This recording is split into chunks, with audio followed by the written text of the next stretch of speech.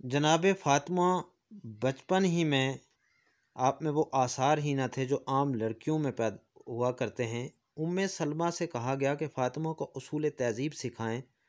उन्होंने जवाब दिया कि मैं मुजस्समा इस्मत व तहारत को अखलाक व आदात की क्या तालीम दे सकती हूँ। मैं तो ख़ुद इस कमसन बच्ची से उसूल तालीम हासिल किया करती हूँ।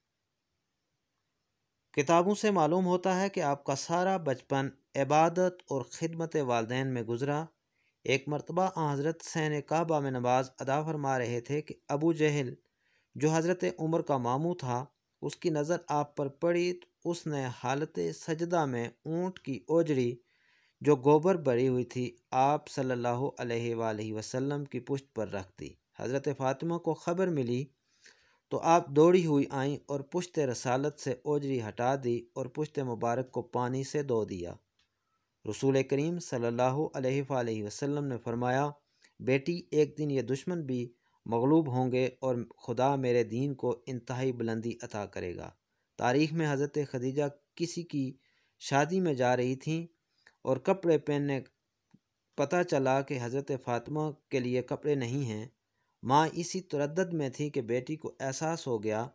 अर्ज़ किया, मादर ग्रामी में पुराने ही कपड़े पहन के चलूँगी, क्योंकि बाबा जान फरमाते हैं कि मुसलमान लड़कियों का बेहतरीन ज़ेवर हयात तकवा है और बेहतरीन आराइश शर्म व हया है। फ़ातिमा ज़हरा का सारा बचपन फ़क्र फाका और तंगी और मसाइब में गुज़रा। मदारजुन नबुव्वत में है कि हज़रत अली हज़रत रसूल अकरम सल्लल्लाहु अलैहि वसल्लम जनाब सैयदा को जब वो कमसन थी अक्सर अपनी आगोश में बैठा लिया करते थे और उनके लबों को बोसा देते थे। इस पर हज़रत आयशा ने कहा कि जनाब फ़ातिमा के बोसा देते हैं और अपनी ज़बान उनके मुंह में देते हैं। हुज़ूर नबी करीम सल्लल्लाहु अलैहि वसल्लम ने फरमाया, जब मैं मेराज पर गया था तो जिब्रील ने मुझे एक सेब जन्नत में दिया था, मैंने वो खाया था और उसी से फ़ातिमा का नुत्फ़ा वजूद में कायम हुआ है। ए आयशा, जब मैं जन्नत का मुश्ताक होता हूँ तो फ़ातिमा की खुशबू सूंघता हूँ और दहन फ़ातिमा से मेवा जन्नत का लुत्फ़ उठाता हूँ। आपकी वालिदा जनाब खदीजातुल कुबरा थीं। हज़रत फ़ातिमा को 5 साल माँ की आगोश में तरबियत नसीब रही। जनाब खदीजा की अलालत से जनाब सैयदा को बेहद रंज हुआ। आप उनकी तीमारदारी में शब व रोज़ लगी रहती थीं और उनके चेहरे पर नज़र जुमाए उन्हें देखा करती थीं। माँ का चेहरा बहाल देखा तो खुश हो गईं। माँ की शक्ल को पई मुर्दा देखती तो जनाब सैयदा रंजीदा हो जाती।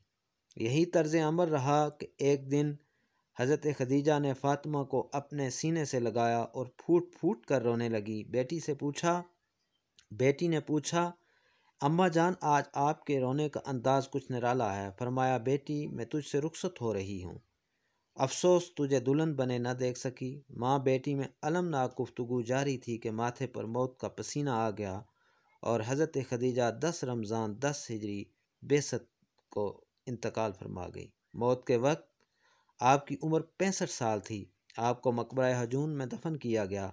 हज़रत खदीजा के इंतकाल से फ़ातिमा ज़हरा को इंतहाई रंज व गम पहुँचा और आपसे ज़्यादा सरवर कायनात को सदमा हुआ। इसी वजह से आपने इस साल को आमुल हुज़न कहा है। सही बुखारी जिल्द 3 सफ़ा नंबर 419 में है कि हज़रत जनाब सैयदा खदीजा की याद में गोस्फन ज़बा करके उनकी सहेलियों के पास भेजा करते थे। एक मरतबा हज़रत आयशा ने कहा कि आप उस बूढ़ी औरत को जिसके मुंह में दांत भी ना थे कब तक याद करते रहोगे। ये सुनकर हज़रत सल्लल्लाहु अलैहि वसल्लम गज़बनाक हो गए और फरमाया कि उससे बेहतर मुझे कोई औरत नसीब नहीं हुई और वो उस वक्त ईमान लाईं जबकि सब काफर थे और उस वक्त मेरी तस्दीक की जब सब जुटलाते थे और उस वक्त मेरे लिए माल सर्फ किया जब सब लोग मुझे महरूम रखना चाहते थे। हयातुल कुलूब में है कि हज़रत अबू तालिब और उनके 3 दिन बाद हज़रत खदीजा का इंतकाल हुआ था। पैगंबर इस्लाम ने हज़रत अली की वलादत के वक्त अली को ज़ुबान दे दी थी और बाद में फरमाया था कि मेरी बेटी का कुफ खाना ज़ादे खुदा के सिवा कोई नहीं हो सकता। हज़रत अली ने शादी की दरख्वास्त की तो आपने फ़ातिमा की मर्ज़ी दरियाफ़त फरमाई और वह चुप हो रहीं। ये एक तरह का इजहार رضامندی تھا۔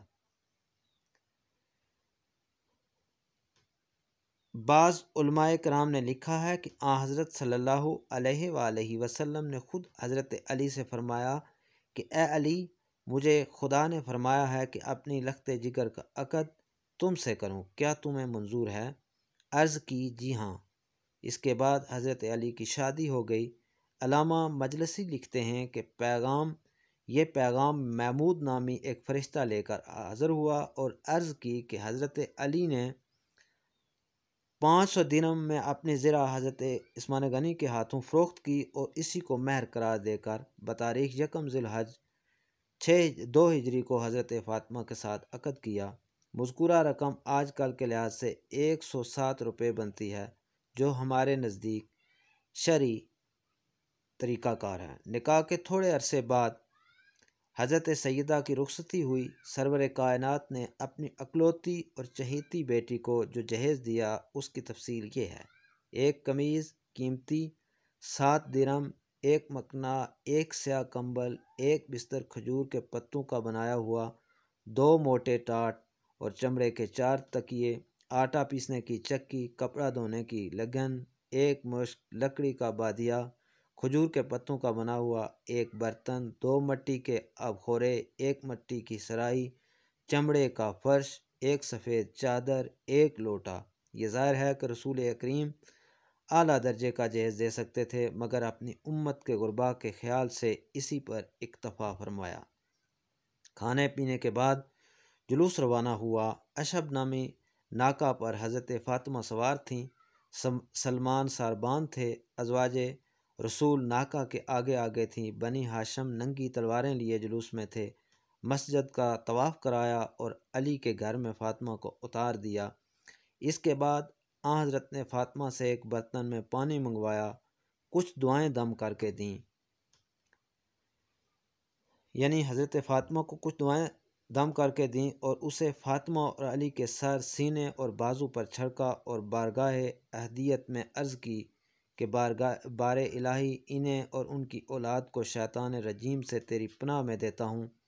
اس کے بعد فاطمہ سے کہا، دیکھو، علی سے بیجا سوال نہ کرنا، یہ دنیا میں سب سے اعلیٰ افضل ہے لیکن دولت مند نہیں۔ اور علی سے کہا کہ اے علی، یہ فاطمہ میرے جگر کا ٹکڑا ہے، کوئی ایسی بات نہ کرنا کہ اسے ملال ہو۔ تذکرۃ الحواس سبت ابن جوزی کے صفحہ نمبر 365 میں ہے کہ فاطمہ کے ساتھ جس وقت حضرت علی کی شادی ہوئی، ان کے گھر میں ایک چمرہ تھا، رات کو بچھاتے تھے اور دن میں اس پر اونٹ کو چارہ دیا جاتا تھا۔ شوہر کے گھر جانے کے بعد آپ نے جس نظام زندگی کا نمونہ پیش کیا ہے، وہ طبقہ نسواں کے لیے ایک مثالی حیثیت رکھتا ہے۔ آپ کا گھر کا تمام کام آپ اپنے ہاتھوں سے کرتی تھی، جھاڑو دینا، کھانا پکانا، چرخہ کاٹنا، چکی پیسنا اور بچوں کی تربیت کرنا، سب کام اور اکیلے سیدہ عالم، لیکن نہ کبھی تیوری پر بل آئے اور نہ کبھی شوہر سے اپنے لیے مدد کا مانگی۔ پھر جب 7 ہجری پیغمبر خدا نے ایک خادمہ عطا کی جو فضہ کے نام سے مشہور ہیں، تو رسول اللہ کی ہدایت کے مطابق سیدہ عالم فضہ کے ساتھ ایک کنیز کا سا نہیں بلکہ ایک عزیز رفیق کے کار جیسا برتاؤ کرتی تھیں، اور ایک دن گھر کا کام خود کرتی تھیں اور ایک دن فضہ سے لیتی تھی، اور اس طرح خادمہ کو خادمہ نہ ہونے کا تصور پیدا نہ ہونے دیتی تھی۔ دراصل یہ مساوات محمدی کی اعلیٰ مثال ہے۔ آپ نے عورتوں کی معراج پر پردہ داری کو بتایا ہے اور خود بھی ہمیشہ اس پر عمل رہی ہیں، اتنی سختی کے ساتھ کہ مسجد رسول سے بالکل متصل قیام رکھنے اور مسجد کے اندر گھر کا دروازہ ہونے کے باوجود کبھی اپنے والد بزرگوار کے پیچھے نماز جماعت میں شرکت یا آپ کے موعظ کے سننے کے لیے مسجد میں تشریف نہ لائیں۔ ایک مرتبہ پیغمبر نے منبر پر یہ سوال کیا، پیش فرما دیا کہ عورت کے لیے سب سے بہتر چیز کیا ہے؟ یہ بات سیدہ تک پہنچی تو آپ نے جواب دیا کہ عورت کے لیے سب سے بہترین چیز یہ ہے کہ نہ کسی غیر مرد کی اس پر نظر پڑے، نہ وہ کسی غیر مرد کو دیکھے۔ رسول کے سامنے یہ جواب پیش ہوا تو آپ نے فرمایا، کیوں نہ ہو، فاطمہ میرا ہی ایک جزو ہے۔ دنیا اسلام کے قدیم مورخ ابن قتیبہ کا بیان ہے کہ حضرت فاطمہ حضرت سرور کائنات کی فاطمہ کی وفات کے صرف 75 دن زندہ رہ کر انتقال فرما گئیں، اور کچھ کی روایت کے مطابق یہ ہے کہ آپ 100 دن انتقال کے بعد زندہ رہیں۔ آپ کی تاریخ وفات یوم یکشنبہ 3 جمادی الثانی 11 ہجری ہے۔ آپ کے واقعات وفات کے متعلق حضرت ابن عباس صحابی رسول کا بیان ہے کہ جب فاطمہ الزہرا کا وقت قریب آیا تو نہ معصومہ کو بخار آیا اور نہ درد سر عارض ہوا، بلکہ آپ نے امام حسن اور امام حسین کے ہاتھ پکڑے اور دونوں کو لے کر قبر رسول پر گئیں اور قبر کے درمیان 2 رکعت نماز پڑھی، پھر دونوں کو اپنے سینے سے لگایا اور فرمایا، اے میرے بچوں، تم دونوں ایک ساتھ اپنے باپ کے پاس بیٹھو۔ امیر المومنین اس وقت مسجد میں نماز پڑھ رہے تھے، پھر وہاں سے گھر آئیں اور گھر پہنچنے ساتھ ہی حضرت کی چادر اٹھائی، غسل کر کے حضرت کا بچایا ہوا کفن یا لباس پہنا، بعد ازاں زوجہ حضرت جعفر طیار اسما کو آواز دی۔ اسما نے عرض کی، بی بی حاضر ہوتی ہوں۔ جناب فاطمہ نے فرمایا، اسما تم مجھ سے الگ نہ ہونا، میں ایک ساتھ اس میں لیٹنا چاہتی ہوں، جب ایک ساتھ گزر جائے تو میں باہر نہ نکلوں تو مجھ کو 3 آوازیں دے دینا، اگر میں جواب نہ دوں تو اندر چلی جانا، ورنہ سمجھ لینا کہ میں رسول خدا سے ملحق ہو چکی ہوں۔ بعد ازاں رسول خدا کی جگہ پر کھڑی ہوئیں اور 2 رکعت نماز پڑھی، پھر لیٹ گئیں اور اپنا منہ چادر سے ڈھانپ لیا۔ بعض علماء کا کہنا ہے کہ سیدہ نے سجدے ہی میں وفات پائی۔ الغرض جب ایک ساتھ گزری تو اسما نے جناب سیدہ کو آواز دی، اے حسن و حسین، اے رسول کی دختر۔ کچھ جواب نہ ملا، تب اسما اس حجرہ میں داخل ہوئیں، کیا دیکھتی ہیں کہ وہ معصومہ رحلت کر چکی ہیں۔ اسما نے اپنا گریبان پھاڑ لیا اور گھر سے باہر نکل پڑی۔ حسن و حسین آ پہنچے، پوچھا، اماں اسما، ہماری اماں کہاں ہیں؟ عرض کی، حجرہ میں ہیں۔ شہزادے حجرے میں پہنچے تو دیکھا کہ مادر گرامی انتقال فرما چکی ہیں۔ شہزادے روتے پیٹتے مسجد میں پہنچے، حضرت علی کو خبر دی، آپ صدمے سے نڈھال ہو گئے، پھر وہاں سے بے حال پریشان گھر پہنچے، دیکھا کہ اسما سرہانے کھڑی رو رہی ہیں۔ آپ نے چہرہ انور کھولا، سرہانے میں جس میں شہادتین کے بعد وصیت پر عمل کا حوالہ تھا اور تاکید تھی کہ مجھے اپنے ہاتھوں سے غسل دینا، خنوط کرنا، کفن پہنانا، رات کے وقت دفن کرنا۔ اس میں یہ بھی لکھا تھا کہ میں تمہیں خدا کے سپرد کرتی ہوں اور اپنی تمام اولادوں سادات کو سلام عرض کرتی ہوں جو قیامت تک پیدا ہوں۔ جب رات ہوئی تو حضرت علی نے نماز پڑھی، بنا بر روایت مشہور جنت البقیع میں لے جا کر دفن کر دیا، اور ایک روایت میں ہے کہ آپ کو منبر رسول اور قبر رسول کے درمیان دفن کیا گیا۔ کتب مقاتل میں ہے کہ غسل کے وقت حضرت علی نے پشت و بازو فاطمہ پر درہ عمری کا نشان دیکھا اور چیخ مار کر روئے۔ صحیح بخاری و مسلم میں ہے کہ حضرت علی نے فاطمہ کو رات کے وقت دفن کر دیا۔ غسل و کفن کے بعد حضرت علی اپنی اولاد اور اپنے اعزاء سمیت جنازہ لے کر روانہ ہوئے۔ بہار الانوار کتاب الفتن میں ہے کہ راستہ دیکھنے کے لیے ایک شمع ساتھ تھی اور حضرت زینب جو کافی کمسن تھیں سایہ لباس میں لپٹی ہوئی اس سایہ میں چل رہی تھیں جو شمع کی وجہ سے تابوت کے نیچے زمین پر پڑ رہا تھا۔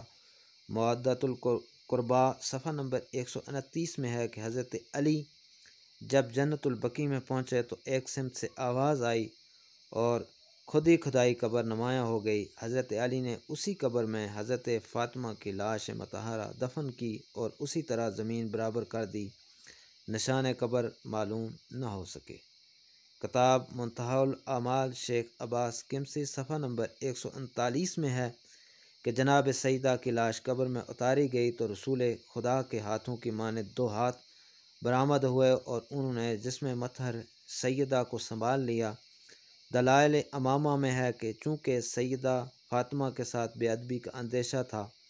مناقب ابن شہر آشوب میں ہے کہ 40 قبریں اس لیے بنائی تھیں کہ صحیح قبر معلوم نہ ہو سکے اور فاطمہ کو ستانے والا قبر پر بھی نماز نہ پڑھ سکے ورنہ سیدہ کو اذیت ہوگی۔ اس کے باوجود لوگوں نے قبر کھود کر نماز جنازہ پڑھنے کی صحیح کی، جس کے رد عمل میں حضرت علی ننگی تلوار لے کر زرد لباس پہنے پہنچے۔ اس وقت آپ کے منہ سے کف جاری تھا۔ یہ دیکھ کر لوگوں کی ہمتیں پست ہو گئیں اور آگے نہ بڑھ سکے۔